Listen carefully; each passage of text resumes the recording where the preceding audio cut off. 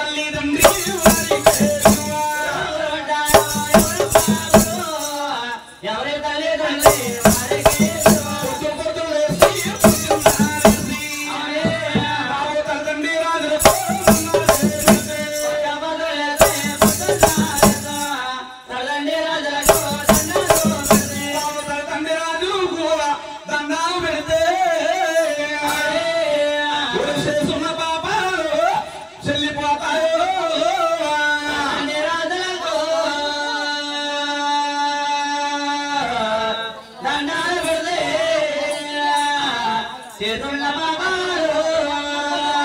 చెల్లిపోతాయో చేస్తున్న బాబాలు చెల్లిపోతాయో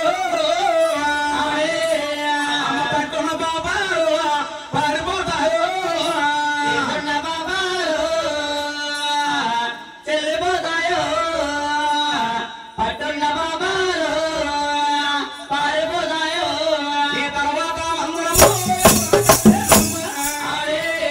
అయ్యో విఘ్నేశ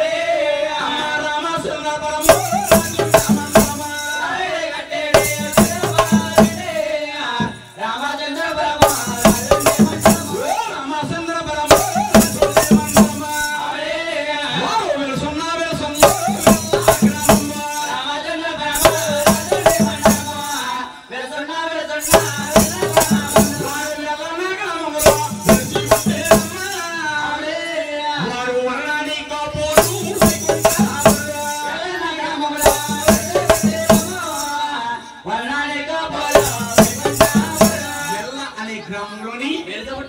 వరణానికి పాపలండి వరణానికి పోడు వారు ఇంటి పిలిచి కాదు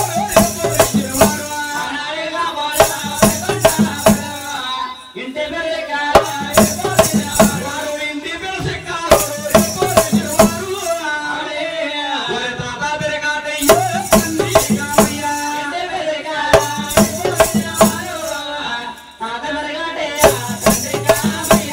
తాత పెరగాటయ్యో